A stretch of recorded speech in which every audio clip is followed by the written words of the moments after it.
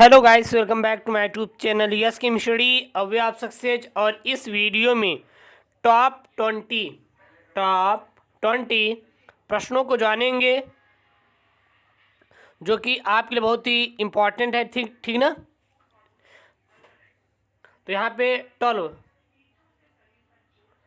हम लोग most important प्रश्नों को जानेंगे जो कि आपके बायोलॉजी क्लास 12 चैप्टर फर्स्ट जीव में जनन से यहाँ पे 12 बहुत ही महत्वपूर्ण हमारे ऑब्जेक्टिव प्रश्न हैं, बहुविकल्पी प्रश्न हैं। क्लास 12 बायोलॉजी चैप्टर 1 से जीव में जनन से यहाँ पे सभी प्रश्नों को देखेंगे जो कि आपके लिए एग्ज़ाम के लिए बहुत ही इम्पॉर्टेंट है। ओके, यहाँ पहला है, दो विपरीत युग्मकों का समेकन कहलाता है। दो विपरीत अगर युग्मक समेकन करते हैं तो उसे क्या कहते हैं? तो उसे हमेशा निषेचन कहते हैं। याद रखना, जब दो विपरीत युग्मक समेकन करते हैं तो उसे हम जो समेकन होता है उसे निषेचन कहा जाता है। अगला है, जनक के समान संतत कोशिकाएं क्या कहलाती हैं? तो जब जनक के समान जो संतत कोशिकाएं होती हैं हमेशा उसे क्लोन कोशिका किसके नाम से जानते हैं? किसके नाम से? क्लोन कोशिका के नाम से जानते हैं। ठीक है। अगला है, विखंडन विधि द्वारा अलैंगिक जनन पाया जाता है किसमें? जीवाणु में, फीताकृमि में, यूकैरियोटिक्स में या फिर कवकों में। तो विखंडन द्वारा अलैंगिक जनन जो पाया जाता है वो पाया जाता है जीवाणु में। किसमें पाया जाता है? जीवाणु में। अगला है, पैरामीशियम में अलैंगिक जनन किस विधि के द्वारा होता है?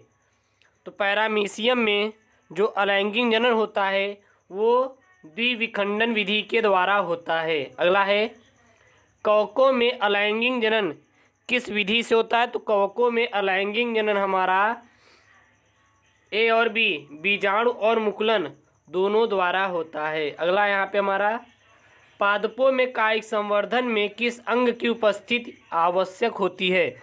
तो पादपों में कायिक संवर्धन में किस अंग की उपस्थिति अनिवार्य होती है? तो कलिका की। किसकी? कलिका की। अगला है हमारा, घनकंद का उदाहरण है। तो घनकंद का उदाहरण क्रोकस होता है। क्या होता है? क्रोकस। अगला है हमारा, रेंग कर क्षैतिज रूप से वृद्धिशील प्ररोह क्या कहलाता है? तो रेंग कर क्षैतिज रूप से जो प्ररोह होता है वो हमारा कहलाता है आपका भूअस्तारी। भूअस्तारी कहलाता है। ठीक है। अगला यहाँ पे, आलू का कंद वास्तव में किसका उदाहरण है? तो आलू का कंद तने का उदाहरण होता है। आलू कंद किसका उदाहरण होता है?